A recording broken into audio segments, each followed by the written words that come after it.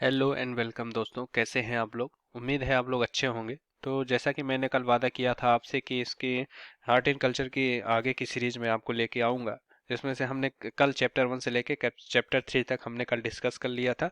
और आगे आज चैप्टर 4 से हम इस दूसरे वीडियो में लेके आए हैं। तो चलिए शुरुआत करते हैं। चैप्टर 4 में भारतीय कला और स्थापत्य में मौर्योत्तरकालीन प्रवृत्तियों के बारे में बताया गया है। ईसा पूर्व शताब्दी के बाद अनेक शासकों ने विशाल मौर्य साम्राज्य में अलग अलग हिस्सों पर नियंत्रण स्थापित किया। उत्तर भारत में और मध्य भारत के कुछ हिस्सों में शुंग, कर्ण, कुषाण और कुछ हिस्सों में गुप्त शासकों ने अपना स्थापत्य आधिपत्य जमाया। दक्षिणी तथा पश्चिमी भारत में सातवाहनों, इक्ष्वाकुओं, अमीरों व कटाकों ने अपना वर्चस्व स्थापित किया। ईसा पूर्व दूसरी शताब्दी में सनातन धर्म के दो प्रमुख संप्रदायों का उदय हुआ, जिसमें से पहला वैष्णव धर्म तथा दूसरा शैव धर्म था।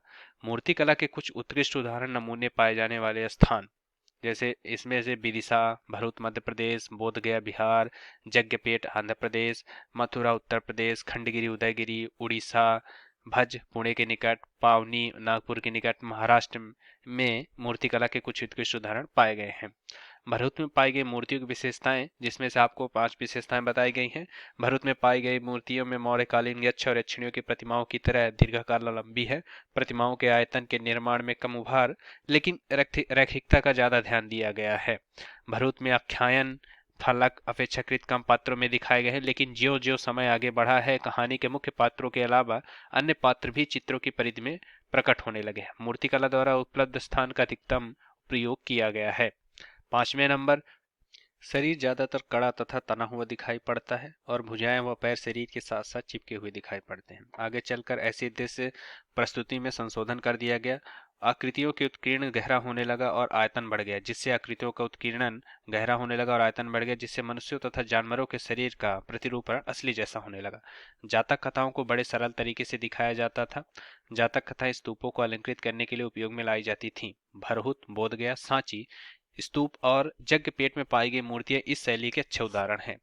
भरहुत में पाई गई कुछ मूर्तियां आज भारतीय संग्रहालय कोलकाता में सुरक्षित रखी देखी जा सकती हैं। दूसरी शताब्दी की सभी पुरुष प्रतिमाओं में केश सज्जा को गुथे हुए दिखाया गया है। कला शिल्पी अपनी चित्रात्मक भाषा के माध्यम से प्रभावशाली ढंग से अपनी कहानियां कहते थे। सांची स्तूप की विशेषताएं, मूर्तिकला के विकास के अगले चरण में सांची के स्तूप मथुरा और आंध्र प्रदेश के गुंटूर जिलों के वेंगी स्थान पर पाई जाने मूर्तियों को भी देखा जा सकता है। सांची के स्तूप में ऊपर और नीचे दो दक्षिणापथ हैं। इसके 4 तोरण हैं जो सुंदरता से सजे हुए हैं। इन तोरणों पर बुद्ध के जीवन की घटनाओं और जातक कथाओं के अनेक प्रसंगों को प्रस्तुत किया गया है। प्रतिमाओं का संयोजन अधिकतर उभारदार है और संपूर्ण अंतराल में भरा हुआ है।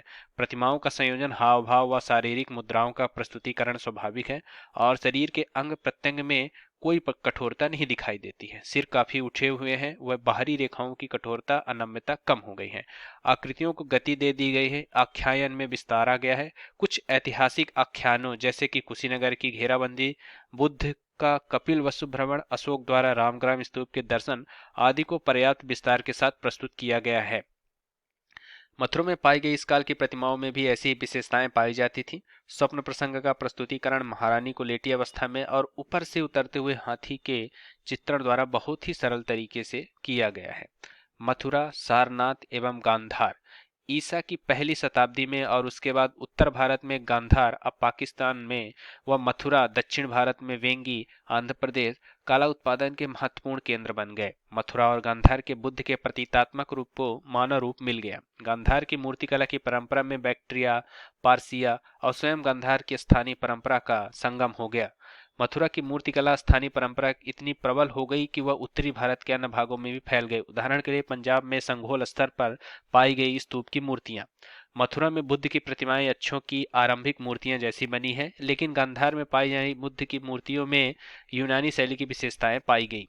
मथुरा के आरंभिक जैन तीर्थकारों और सम्राटों, विशेषकर कनिष्क की बिना सिर वाली मूर्तियों एवं चित्र भी पाए गए हैं। वैष्णव प्रतिमाओं की विशेषताएं, वैष्णव प्रतिमाएं मुख्य रूप से विष्णु और उनके विभिन्न रूपों की प्रतिमाएं थी। ये मुख्य रूप से मथुरा में पाई गई। चेहरे गोल हैं और उन पर मुस्कान दर्शाई गई है। मूर्तियों का आयतन कम एवं हल्का है। मसलता दिखाई गई है। शरीर के वस्त्र स्पष्ट दृष्टिगोचर हैं। दक्षिणी भारतीय बौद्ध स्मारक, आंध्र प्रदेश के वेंगी क्षेत्र में अनेक स्तूप स्थल हैं, जैसे जग्गपेट, अमरावती, भट्टीपोलुरो, नागार्जुन कोंडा, गोली आदि। गुंबदी स्तूप का ढांचा है। उभारदार स्तूप प्रतिमाओं के चौकों से ढका है। बुद्ध के जीवन की घटनाएं और जातक कथाओं के प्रसंग चित्रित हैं। पश्चिमी भारतीय गुफाएं। पश्चिमी भारत में बहुत सी गुफाएं हैं जो ईसा पूर्व दूसरी शताब्दी और उसके बाद ही निर्मित की गई हैं। वास्तुकला के मुख्यतः 3 रूप मिलते हैं, जिसमें गज पृष्ठीय मेहराबी छत वाले स्तंभहीन कक्ष, सपाट छत वाले चतुष्कोणीय कक्ष। चैत्य के विशाल कक्ष में अर्धवृत्ताकार चैत्य चाप की प्रधानता होती है। सामने का हिस्सा खुला होता था। सभी चैत्य गुफाओं में पीछे की ओर स्तूप का निर्माण होता था। बिहार वे सभी गुफा स्थलों पर खोदे गए हैं। अजंता। अजंता की गुफाओं, जैसा कि आपने बहुत नाम इसका सुना होगा, यह सबसे प्रमुख गुफा अजंता है। महाराष्ट्र के औरंगाबाद जिले में स्थित है। अजंता की 26 गुफाएं हैं, इसमें से 4 गुफाएं चैत्य गुफाएं हैं। अजंता गुफाओं एवं शिलालेखों में तिथि का उल्लेख नहीं किया गया है। विशेषताएं इसकी क्या है, जैसे कि देखते हैं। चैत्य गुफा विस्तृत रूप से उत्कीर्ण की गई है। बुद्ध की अनेक प्रतिमाओं को घेरा गया है। गुफाओं का मोहरा बुद्ध और बोधिसत्व की आकृतियों से सजाया गया है। बुद्ध की अनेक प्रतिमाओं को घेरा गया है और उनमें से सबसे बड़ी प्रतिमा महापरिनिर्वाण की है। भौगोलिक स्थान के अनुसार घटनाओं को संहिताबद्ध किया गया है। गुफा की मूर्तियों के समान भारीपन नहीं है। आकृतियों में घुमाव लयात्मक है। रेखाएं जोरदार और शक्तिशाली है। आकृति संयोजन में विशिष्ट चमक देने का प्रयास किया गया है। कुछ प्रतिमाओं के निरूपण में विदर्भ की मूर्तिकला का प्रभाव दृष्टिगोचर होता है। एलोरा औरंगाबाद जिले के एक अन्य महत्वपूर्ण गुफा स्थल है। एलोरा विशेषताएं क्या है यहाँ की, यह अजंता से 100 किलोमीटर दूरी पर स्थित है। एलोरा औरंगाबाद की गुफाएं 2 धर्मों के अंतर को दर्शाती हैं। गुफाओं पर प्लास्टर एवं रंग रोगन है। कई गुफाएं शैव धर्म को समर्पित हैं। ये गुफाएं प्राकृतिक नहीं अपितु चट्टानों को काटकर बनाई गई हैं। और एक और गुफा के बारे में बताया गया, जैसे एलिफेंटा। इसकी क्या विशेषताएं हैं, एलिफेंटा गुफाएं मुख्यतः शैव धर्म से संबंधित है। एलिफेंटा की गुफाओं पर खिलौने के चित्र उकेरित हैं। विश्वास के आधार पर कष्टों तथा पीड़ाओं के निवारण के लिए बनाई गई लघु मूर्तियां हैं जो एलोरा की समकालीन है। प्रतिमाओं में शरीर का पतलापन दृष्टिगोचर होता है। पूर्वी भारत की गुफा परंपरा। पश्चिमी भारत के समान पूर्वी भारत में विशेषकर आंध्र प्रदेश और उड़ीसा के तटीय क्षेत्रों में बौद्ध गुफाओं का निर्माण हुआ। आंध्र प्रदेश में एलुरु जिले में स्थित गुंटापल्ली इसमें से एक प्रमुख स्थल है। पश्चिमी भारत की अन्य गुफाओं की तुलना में ये गुफाएं छोटी हैं। उड़ीसा में भी चट्टान काटकर गुफा बनाने की परंपरा रही है। कुछ गुफाओं को बड़ी चट्टानों में पशु का आकार देकर बनाया गया है। और चैप्टर 4 में क्या दिया है, प्रवृत्ति भित्ति चित्रण परंपराएं। जैसे इसमें बादामी में जो गुफाएं हैं उसमें कर्नाटक राज्य में स्थित है ये बादामी की गुफा। यह चालुक्य वंश के आरंभिक राजाओं की राजधानी था बादामी। चालुक्य नरेश मंगलेश ने बादामी गुफाओं की खुदाई का संरक्षण किया था। आमतौर पर यह विष्णु गुफा के नाम से भी जाना जाता है। बादामी गुफाओं की विशेषताओं में गुफा के चित्रों में राजमहल के दृश्य चित्रित है। दृश्य फलक के कोने की ओर इंद्र और उसके परिकरों की आकृतियां हैं। लयबद्ध रेखाओं का प्रवाह है। आंखों की गर्तिका बड़े, ओंठ नुकीले दिखाए गए हैं। चेहरे उभरे हुए और सुंदर हैं। पल्लव, पांड और चोल राजाओं के शासनकाल में भित्ति चित्र। महेंद्र वर्मन प्रथम द्वारा पनामलई मंडक पट्ट कांचीपुरम तमिलनाडु में मंदिरों का निर्माण करवाया। चित्रों के चेहरे गोल लयात्मक पूर्ण होते थे। चित्रों में अलंकरण की मात्रा अधिक है। बरामदे में खंभों पर नाचती परियों की आकृतियां देखी जा सकती हैं। आकृतियों की बाहरी रेखाएं दृढ़ता के साथ खींची गई हैं। पृष्ठभूमि हल्की लाल रंग से चित्रित की गई है। चित्रकारी 2 परतों में होती थी। आंखें बड़ी बड़ी और लटकी हुई प्रतीत होती थी। वे देवालय के संकीर्ण परिक्रमा पथ की दीवारों पर चित्रांकित किए जाते थे। चित्रों में भगवान विष्णु के स्वरूपों को भगवान शिव के रूपों को दर्शाया गया है। Sorry for disturbance.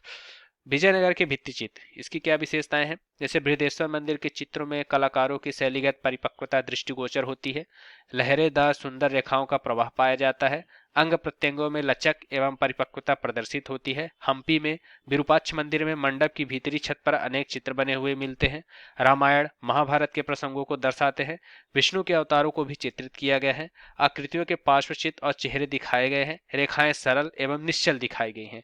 संयोजन सरल रेखीय उपखंडों में प्रकट होता है। कृष्ण लीला की कथाएं चित्रित की गई हैं। आरंभिक चित्रों में वर्धमान महावीर के जीवन के संदर्भ का चित्रण किया गया है। शिव को भिक्षाटन एवं विष्णु को मोहिनी रूप में दिखाया गया है। कलाकारों में तिमरने की चेष्टा की है। पुरुषों की आकृतियों में अधिकांशतः कमर पतली दिखाई गई है। आकृतियों के पार्श्वचित्र अधिकतर समतल पृष्ठभूमि पर दिखाए गए हैं। ये हमने आपके लिए मतलब एक ब्रीफ तरीके से ये पूरा इसमें दिखाया गया है, जिसको आप अपने हिसाब से इसको मॉडिफाई भी कर सकते हैं। केरल के भित्ति चित्र की विशेषताएं।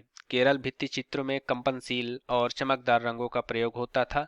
मानव आकृतियों को त्रिआयामी रूप में प्रस्तुत किया गया। चित्र अधिकांशतः हिंदू पौराणिक कथाओं पर आधारित होते थे। केरल के भित्ति चित्रों में 3 महल भी शामिल हैं, जिसमें पुंडरीकपुरम का कृष्ण मंदिर, पैनार काबू, तिरुकोडिथानम, त्रिपैरार का श्री राम मंदिर और त्रिशून का वड़क्कुनाथन मंदिर। भित्ति चित्रों के कुछ परंपरागत उदाहरण: राजस्थान गुजरात के कुछ भागों में प्रचलित पिठोरों, उत्तर बिहार के मिथिला क्षेत्रों में मिथिला भित्ति चित्र, महाराष्ट्र में वर्ली, उड़ीसा या बंगाल, मध्य प्रदेश या छत्तीसगढ़ के किसी गांवों में दीवारों की साधारण सजावट के लिए भित्ति चित्रों की कुछ परंपरागत उदाहरण है। तो दोस्तों, आज का हमने लेसन यहीं तक लिया है और इसके अगले चैप्टर के लिए हम आपसे कल मिलेंगे। तो इस चैप्टर में आपको क्या कैसा लगा, अगर आपके लिए आप मुझे कोई सजेशन देना चाहें, आपको कुछ जोड़ने के लिए या फिर कुछ इसमें से आपके लिए कुछ मेरे बताने में कुछ गलती हो गई है, तो आप कमेंट के माध्यम से बता सकते हैं, तथा जो भी जैसा हो आप हमें बताएं। तो थैंक यू और मिलते हैं आपको कल।